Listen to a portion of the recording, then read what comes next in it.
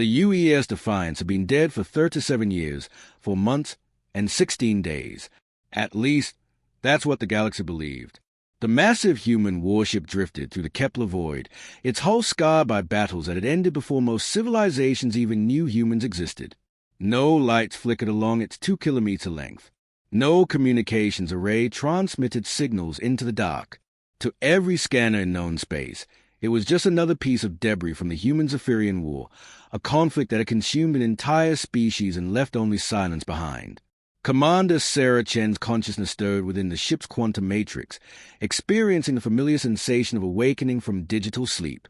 Around her, 15,000 other human minds began their daily routine of existing without bodies, without breath, without the simple pleasure of feeling sunlight on skin they no longer possessed. "Status report," she commanded, her voice echoing through the neural network that connected every uploaded mind aboard the Defiance. "All systems nominal, Commander," replied Aria, the ship's artificial intelligence. "Stealth protocols remain active. We continue to drift on designated course through the void." Chen accessed the external sensors, watching distant stars wheel slowly past. Somewhere out there, alien civilizations thrive in systems that once belonged to humanity. The Zephyrians had claimed Earth's former colonies, the hegemony had absorbed human trade routes, and the Collected had strip-mined humanity's industrial worlds. They all believed they had witnessed the complete extinction of the human race. They were wrong. The Defiance was more than a warship. It was an ark. When Earth fell and the last human world burned, a desperate plan had been enacted. 15,000 volunteers had uploaded their consciousness into the ship's quantum core, becoming digital ghosts tasked with preserving human memory and knowledge. They were the last witnesses to humanity's brief, violent existence among the stars. "Any changes in galactic communications?" Chen asked. "Negative. Standard traffic patterns. The Zephyrian Empire continues expansion into the Outer Rim territories. Collective mining operations proceed on schedule in former human space. No references to our species in current transmissions." Good. The longer they remained forgotten, the safer they would be. Chen had seen what happened to species that threatened the established order. The galaxy had no patience for ghosts seeking revenge. She moved through the ship's digital corridors, visiting compartments that existed only in the quantum matrix. Here, former soldiers trained with weapons they would never hold. There, civilian scientists continued research that would never see practical application. Children who had died before reaching adulthood now played games in simulated parks, aging at whatever rate they chose, forever protected from the harsh realities beyond the ship's hull. "Commander," Dr. Marcus Webb's voice reached her from the medical bay. "We need to discuss the psychological evaluations." Chen materialized her avatar in the bay's recreation, where Webb maintained his practice among patients who could suffer every form of mental trauma except physical death. His concerns had become increasingly urgent over the past few years. "More deterioration?" she asked. Webb nodded grimly. 12% of our population is showing signs of digital psychosis. They are beginning to reject the reality of our situation. Some believe they are still alive on Earth. Others have retreated so deeply into fantasy constructs that they can barely function. Treatment options. Limited. Memory editing helps temporarily. But the core problem remains. We're asking human minds to exist in conditions they were never designed for. We're ghosts, Commander, and ghosts aren't meant to haunt forever. Chen felt the weight of command pressing down on her consciousness.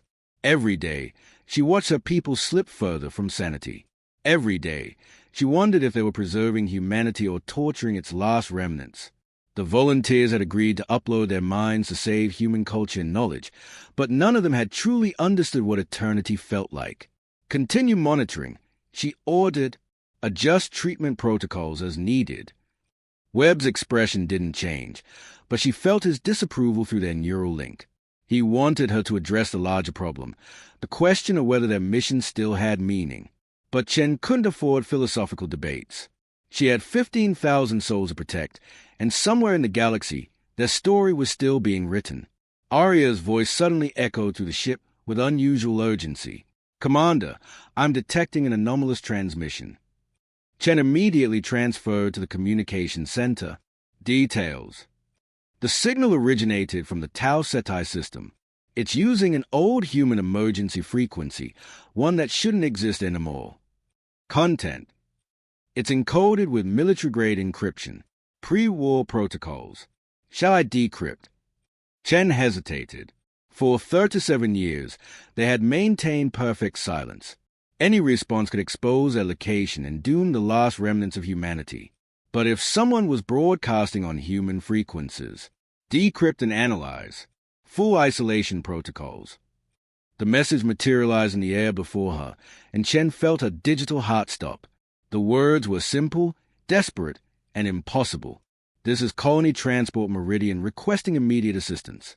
We are under attack by hegemony forces. Civilian population aboard. Please, if anyone can hear this, we are the last free humans in the galaxy. Chen stared at the message in stunned silence. Free humans. Alive. Real.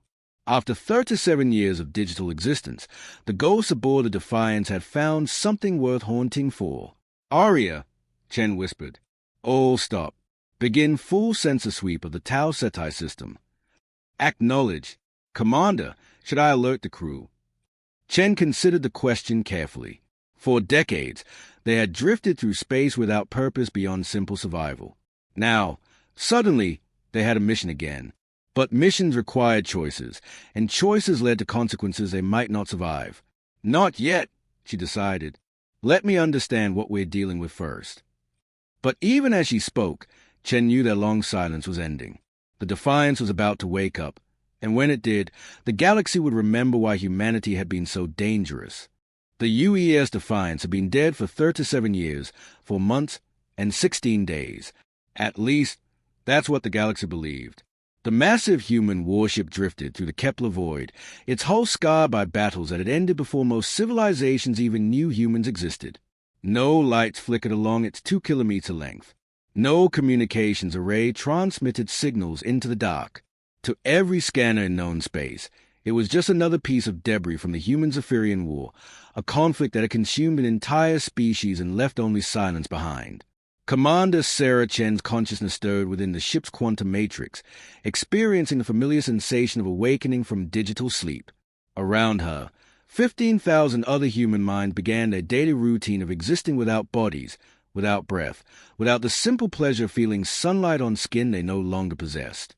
Status report, she commanded, her voice echoing through the neural network that connected every uploaded mind aboard the Defiance. All systems nominal, Commander, replied Aria, the ship's artificial intelligence. Stealth protocols remain active. We continue to drift on designated course through the void. Chen accessed the external sensors, watching distant stars wheel slowly past. Somewhere out there, alien civilizations thrive in systems that once belonged to humanity. The Zephyrians had claimed Earth's former colonies, the hegemony had absorbed human trade routes, and the Collected had strip-mined humanity's industrial worlds. They all believed they had witnessed the complete extinction of the human race. They were wrong. The Defiance was more than a warship. It was an ark. When Earth fell and the last human worlds burned, a desperate plan had been enacted. 15,000 volunteers had uploaded their consciousness into the ship's quantum core, becoming digital ghosts tasked with preserving human memory and knowledge. They were the last witnesses to humanity's brief, violent existence among the stars. Any changes in galactic communications? Chen asked. Negative. Standard traffic patterns. The Zephyrian Empire continues expansion into the Outer Rim territories. Collective mining operations proceed on schedule in former human space. No references to our species in current transmissions. Good. The longer they remain forgotten, the safer they would be. Chen had seen what happened to species that threatened the established order.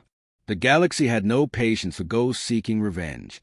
She moved through the ship's digital corridors, visiting compartments that existed only in the quantum matrix. Here, former soldiers trained with weapons they would never hold.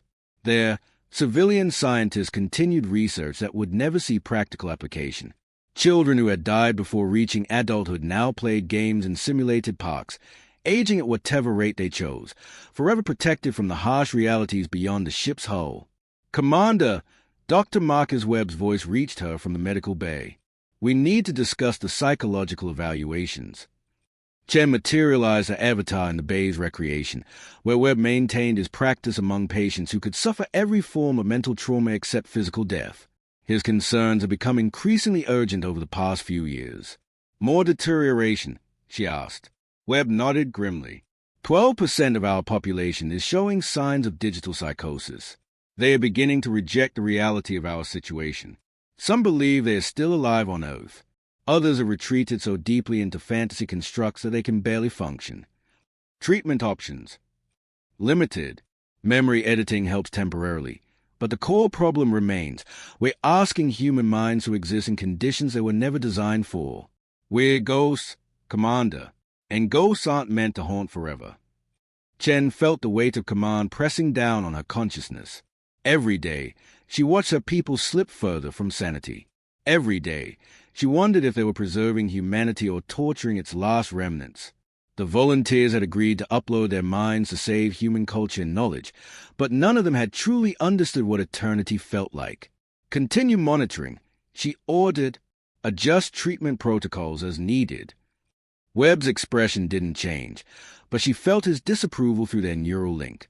He wanted her to address the larger problem, the question of whether their mission still had meaning. But Chen couldn't afford philosophical debates. She had 15,000 souls to protect, and somewhere in the galaxy, their story was still being written. Arya's voice suddenly echoed through the ship with unusual urgency. Commander, I'm detecting an anomalous transmission. Chen immediately transferred to the communication center. Details. The signal originated from the Tau Ceti system. It's using an old human emergency frequency, one that shouldn't exist anymore. Content. It's encoded with military-grade encryption, pre-war protocols. Shall I decrypt? Chen hesitated. For 37 years, they had maintained perfect silence. Any response could expose their location and doom the last remnants of humanity. But if someone was broadcasting on human frequencies, decrypt and analyze. Full isolation protocols. The message materialized in the air before her, and Chen felt her digital heart stop. The words were simple, desperate, and impossible. This is Colony Transport Meridian requesting immediate assistance. We are under attack by hegemony forces. Civilian population aboard. Please, if anyone can hear this, we are the last free humans in the galaxy. Chen stared at the message in stunned silence. Free humans. Alive. Real. After 37 years of digital existence, the ghosts aboard the Defiance had found something worth haunting for. Arya, Chen whispered. All stop. Begin full sensor sweep of the Tau Ceti system. Acknowledge. Commander, should I alert the crew? Chen considered the question carefully. For decades, they had drifted through space without purpose beyond simple survival. Now, suddenly, they had a mission again. But missions required choices, and choices led to consequences they might not survive. Not yet, she decided. Let me understand what we're dealing with first. But even as she spoke, Chen knew their long silence was ending. The Defiance was about to wake up, and when it did, the galaxy would remember why humanity had been so dangerous.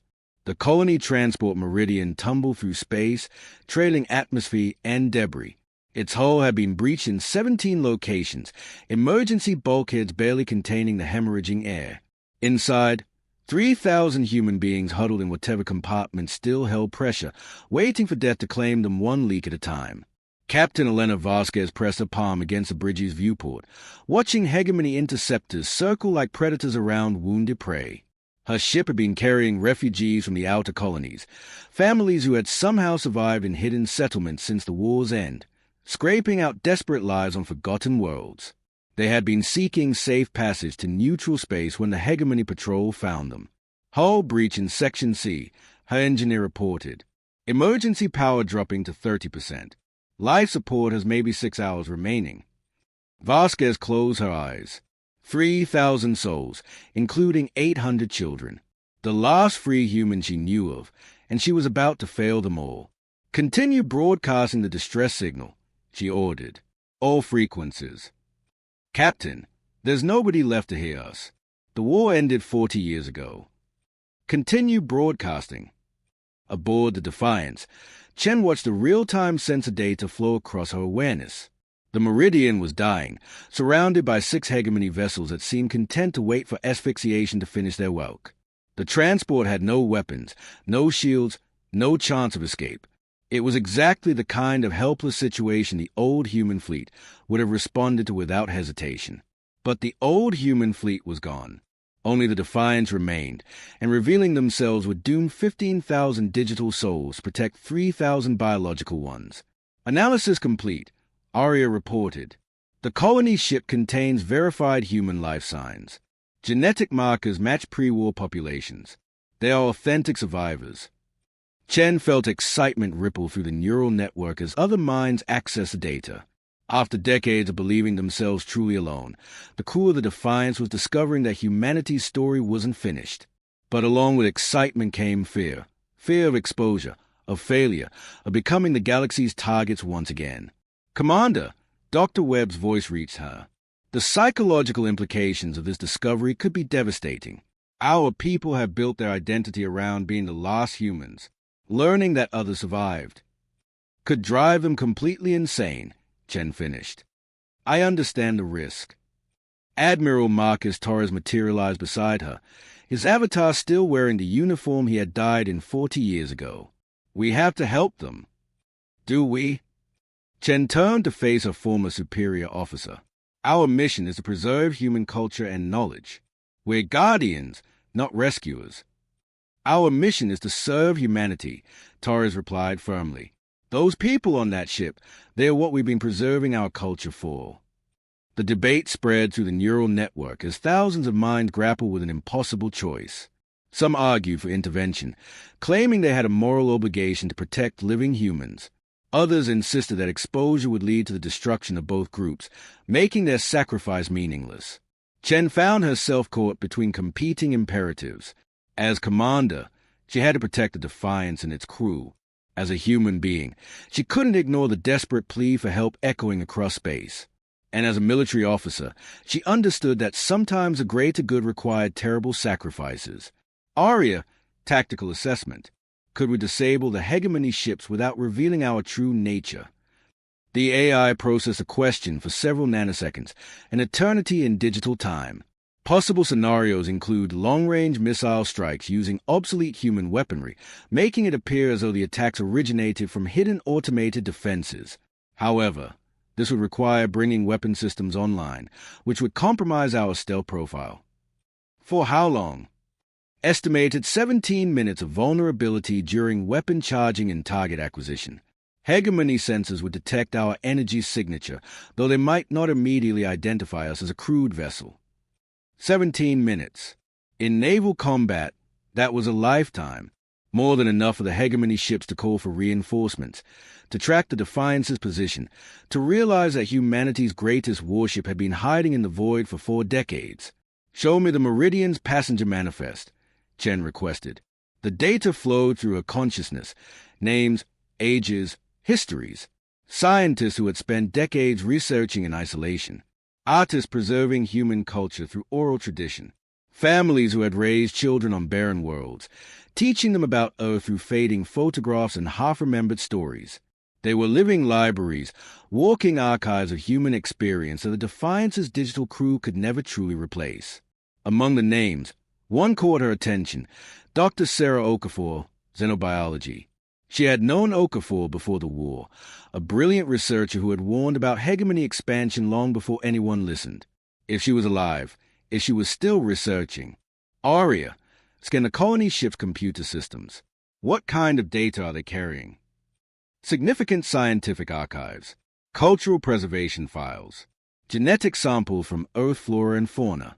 Commander, they're carrying biological material we've only preserved digitally. Chen felt her resolve crystallizing.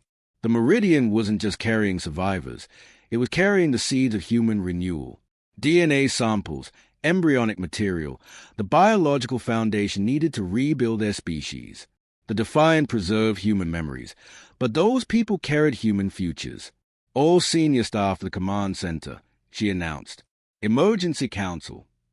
Within minutes, her senior officers materialized around a virtual briefing table. Admiral Torres, Dr. Webb, Chief Engineer Patel, Commander Jackson from Security. The faces of the old guard, preserved in digital amber, now forced to make choices that would affect the living. The situation is clear, Chen began. We have 3,000 living humans under attack by hegemony forces. We can save them, but doing so will expose our existence and likely lead to our destruction. No choice at all, Torres said immediately. We engage. The psychological damage to our crew could be catastrophic, Webb argued. We're asking 15,000 unstable minds to risk everything for strangers. Those strangers are our people, Jackson interjected. We swore oaths to protect humanity. Not digital humanity, all humanity. Chief Engineer Patel accessed the tactical data. Our weapon systems haven't been fired in 40 years. We're running on reserve power to maintain stealth. One full engagement could drain our quantum cores. Chen listened to the debate, feeling the weight of command settle around her consciousness like a shroud. Every argument was valid. Every choice carried unacceptable risks. But as she watched the Meridian's life signs weakening with each passing minute, she realized that some decisions transcended logic. Aria, bring all weapon systems online. Plot an intercept course for the Tau Ceti system. Silence fell over the neural network. 15,000 minds processed the implications of her order, understanding that their long sleep was ending. Are you certain, Commander? Aria asked. Chen looked at the faces of her officers, digital ghosts who had watched their species die, who had spent decades wondering if their sacrifice meant anything. Now they would find out. Yes, it's time the galaxy remembered what happened to those who threatened humanity. Deep in the ship's core, dormant systems began to wake. Weapons that had once reduced Zephyrian fleets to scrap started charging their exotic matter cores. The most dangerous warship in human history prepared to break 40 years of silence. In space, predators were about to remember why they should fear the dark. The first sign that something had changed came as a whisper across electromagnetic spectra, a subtle shift in background radiation that made hegemony sensors flicker uncertainly. Captain Zektar of the Interceptor Dominant will notice the anomaly but dismiss it as cosmic interference. His attention remained focused on the dying human transport, watching its life signs fade with the patience of a professional exterminator. So, his sensor operator reported, I'm detecting unusual energy patterns approximately 2 million kilometers spinward. Specify. Unknown. The readings don't match any known technology. It's almost as if space itself is warming. Zektar's mandibles clicked in annoyance. The hegemony had exterminated humanity precisely because their technology had become unpredictable, dangerous. But humans were extinct. He had personally overseen the sterilization of their last colony worlds. Continue monitoring the transport. When their life support fails, move in and secure any survivors for interrogation. Aboard the Defiance, Chen felt the ship transform around her consciousness. Systems that had slumbered for decades roared to life with barely contained fury. The quantum cores, fed by dark matter harvested from a void itself, pulsed with enough energy to crack moons. Weapons designed to penetrate Galactic capital ship armor extended from hidden ports along the hull. All stations report ready, Aria announced. We are effectively invisible to their sensors until weapons discharge. Chen accessed the tactical display, watching the hegemony formation through the ship's advanced scanners. 6 interceptors, each capable of reducing a city to slag. Under normal circumstances, they would pose no threat to a ship like the Defiance. But these weren't normal circumstances. The human warship was operating on reserves. Her crew were comprised entirely of unstable digital minds, and any mistake would doom both ships full of humans.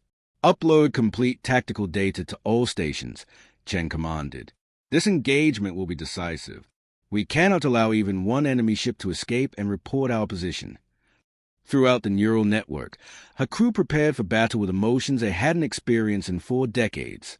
Lieutenant Morrison, who had died at the Battle of Kepler Station, took control of the ship's missile systems. Commander Park, killed during the defense of New Seoul, assumed responsibility for energy weapons. They were ghosts of warriors past, given one final chance to protect the species they had died defending. Dr. Webb materialized beside Chen's command station. Commander, I'm monitoring severe psychological spikes throughout the crew. Some minds are rejecting the reality of combat. Others are experiencing traumatic flashbacks to their deaths. Can they function?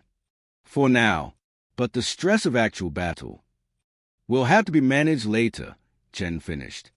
Right now, those people on the Meridian need us functional.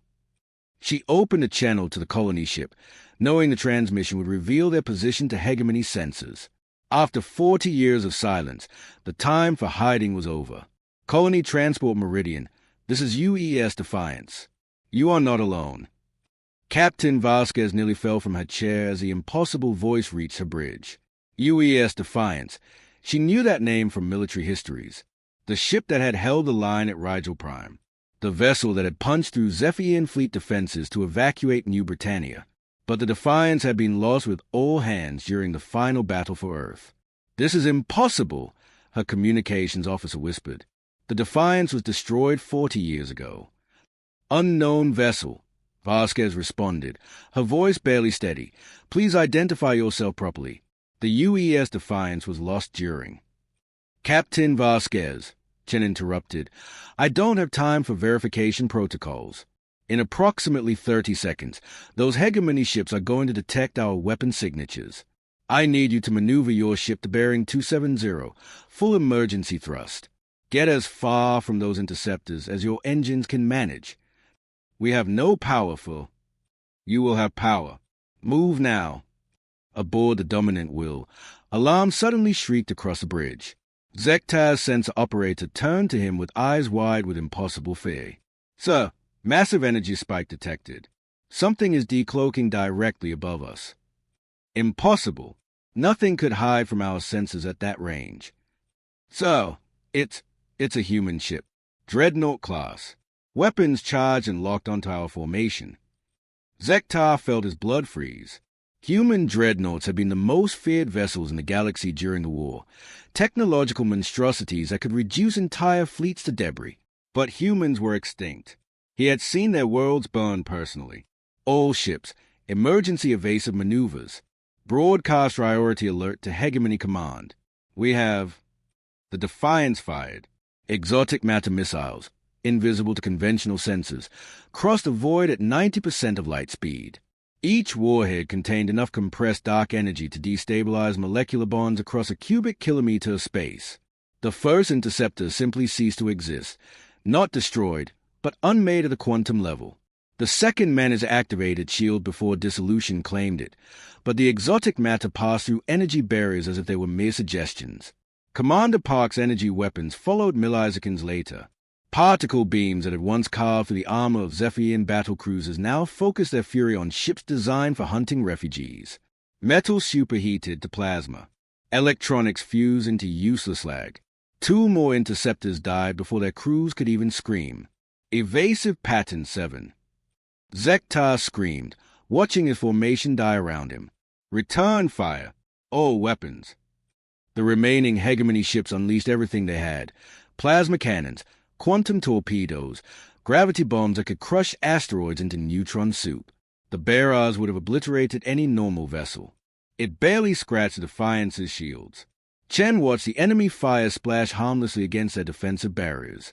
The ship had been designed to survive the concentrated fire of entire fleets. 6 interceptors were merely an annoyance. Target their communications arrays. She ordered, I want them silenced before they can report. Lieutenant Morrison's missiles found their marks with surgical precision. The interceptor's FTL communication systems vanished in blooms of exotic fire, ensuring that news of humanity's survival would die with their crews. The battle lasted exactly 4 to 7 seconds. When the last hegemony ship finished its transformation into expanding plasma, Chen felt an emotion she hadn't experienced in decades: satisfaction. Not the cold pleasure of tactical victory, but the deep, warm satisfaction of protecting the innocent. All enemy vessels neutralized, Aria reported. No survivors detected. No distress signals transmitted. Excellent. Open a channel to the Meridian. Captain Vasquez's face appeared on the main screen, tears streaming down her cheeks as she stared at something beyond the camera's range. Chen realized she was looking at the Defiance itself, the massive warship that represented everything humanity had been capable of at its peak. How? Vasquez whispered. How are you here? How are you still alive? Chen considered several responses, weighing operational security against human compassion. In the end, she chose truth. We're not alive, Captain. We're something else. But we're still human, and we still remember our oaths. She paused, watching hope battle disbelief on the other woman's face. You said you're carrying the last free humans in the galaxy. We'd like to change that. What do you mean? Chen smiled, an expression that existed only in digital space but carried the weight of 40 years accumulated longing. We mean it's time to bring humanity home. The Defiance's hangar bay had been designed to accommodate entire squadrons of fighters, but now it served as a temporary refugee camp. 3,000 survivors from the Meridian moved through the vast space in stunned silence, their eyes wide with wonder and fear as they encountered technology that seemed like magic. Chen materialized her avatar near the main entry port, watching families huddle together while her crew's digital forms attempted to provide comfort and assistance. The cultural shock was profound. Living humans meeting the uploaded consciousness of their own species, face to face with ghosts who claimed to be their protectors. Commander Dr. Okafor approached, her aged face a map of decades spent in hiding. I need to understand what you are. My people are terrified. Some think this is a hegemony trick. Others believe you're some kind of alien intelligence wearing human faces. Chen nodded, having expected this reaction.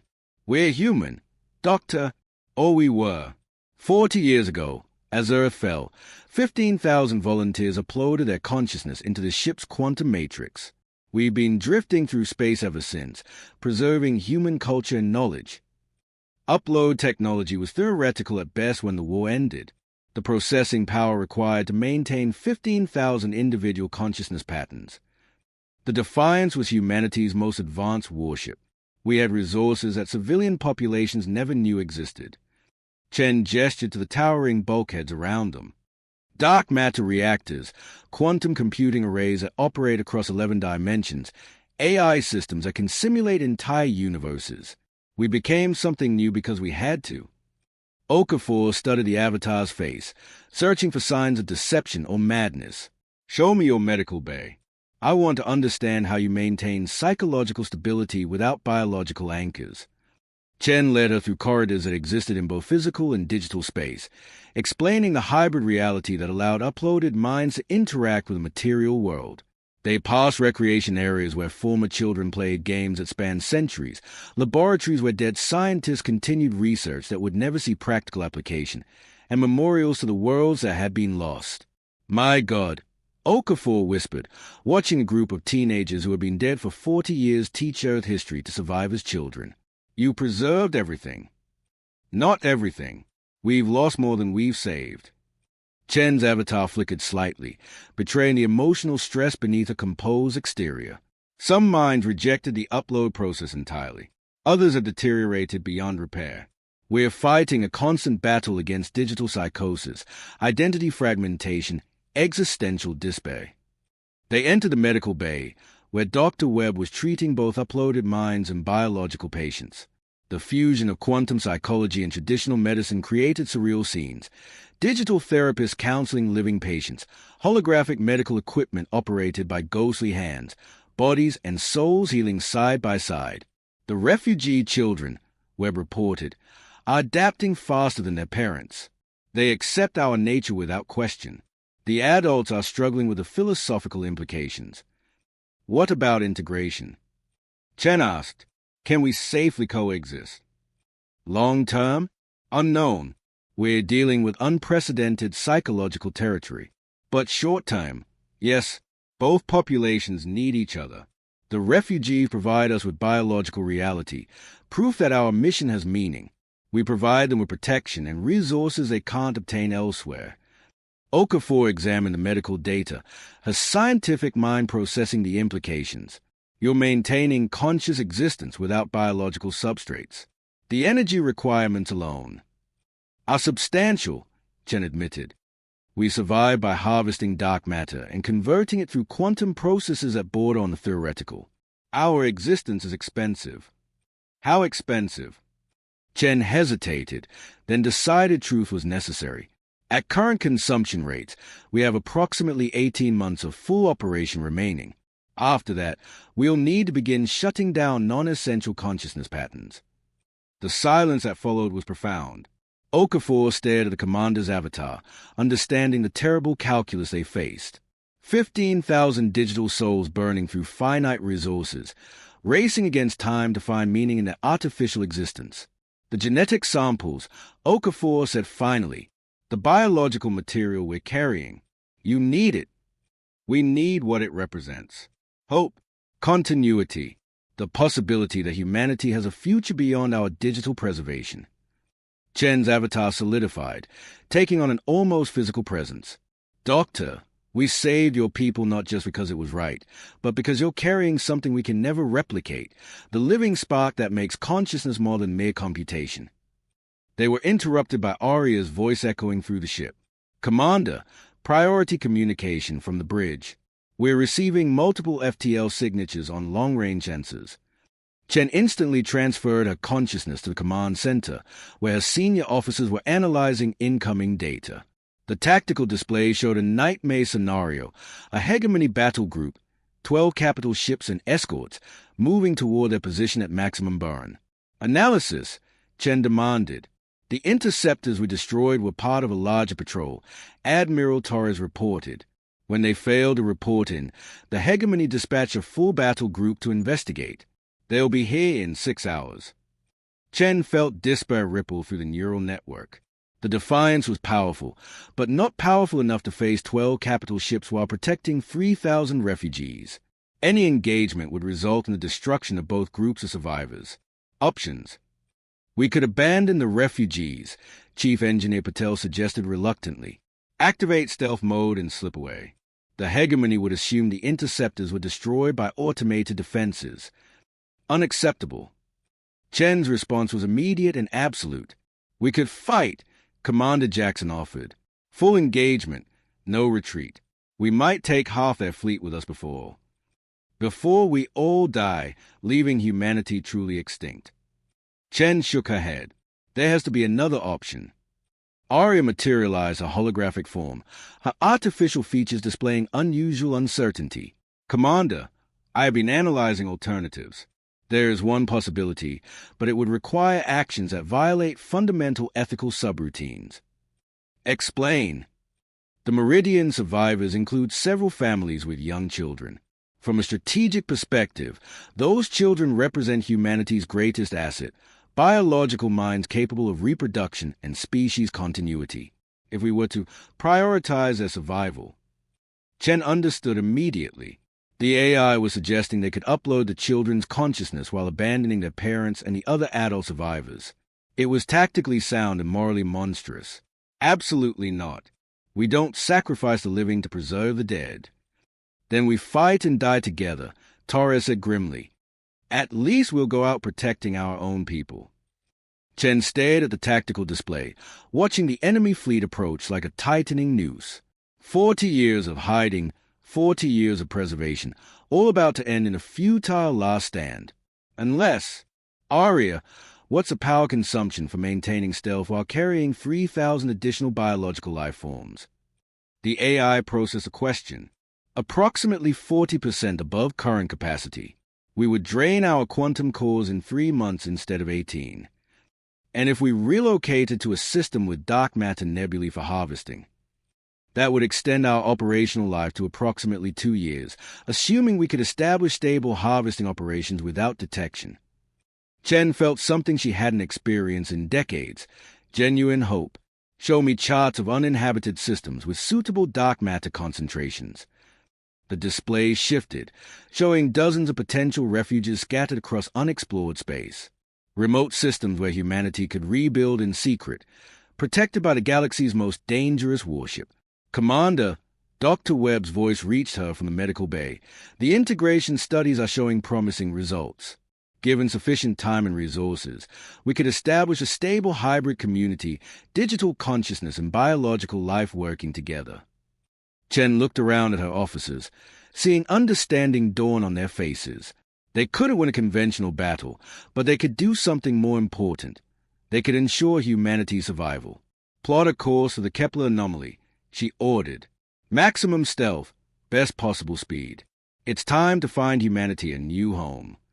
As the Defiance began to move, Chen opened the channel to all survivors, both digital and biological. This is Commander Chen. I'm addressing both crews of this vessel, the living and the uploaded. Today, we begin a new mission. We're going to rebuild our species, protect our culture, and ensure that humanity never again faces extinction alone. She paused, watching faces both real and digital turn toward hope. We're going home. All of us. 6 months later, the Kepler anomaly had become humanity's secret refuge. The dark matter nebula concealed them from galactic sensors while providing unlimited power for the Defiance's quantum systems. What had begun as a desperate escape had evolved into something unprecedented, the first successful integration of biological and digital consciousness. Chen stood on the observation deck, her avatar now indistinguishable from living flesh, as she watched construction drones assemble humanity's new colony. Orbital habitats grew like crystal flowers around the nebula's core, each one designed to support both uploaded minds and biological families. The refugees from the Meridian had been joined by other survivors, hidden populations discovered through careful investigation, small groups who had somehow avoided the hegemony's extermination campaigns. Population report, she requested. Arya materialized beside her, the eyes formed now incorporating both digital precision and almost human warmth. Current count stands at 8,400 biological humans across 17 family groups. 15,000 uploaded consciousness patterns remain stable and active. Additionally, we have successfully integrated 12 hybrid children.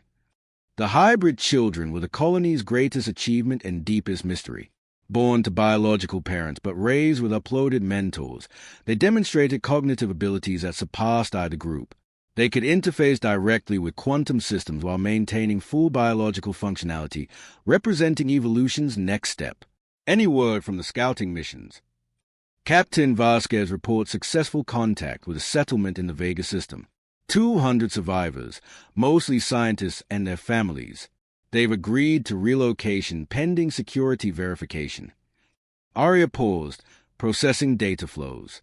Additionally, we detected fragments of human communication from the Galactic core region. Deep analysis suggests at least 3 major population clusters may have survived. Chen felt wonder mixed with responsibility. Every discovery brought hope and obligation. The Defiant had become more than a warship. It was humanity's lifeline, reaching across the galaxy to gather scattered children home. Dr. Okafor approached, her appearance subtly altered by life extension treatments that the ship's medical bay had perfected. At 90 years old, she looked 40 and possessed the mental acuity of someone half that age. Commander, the genetic diversity studies are complete. With careful planning and the biological samples we preserved, we can avoid the bottleneck effects that usually accompany small founder populations. Our species will survive and thrive. And the integration studies. Okafor's expression grew complex. Remarkable.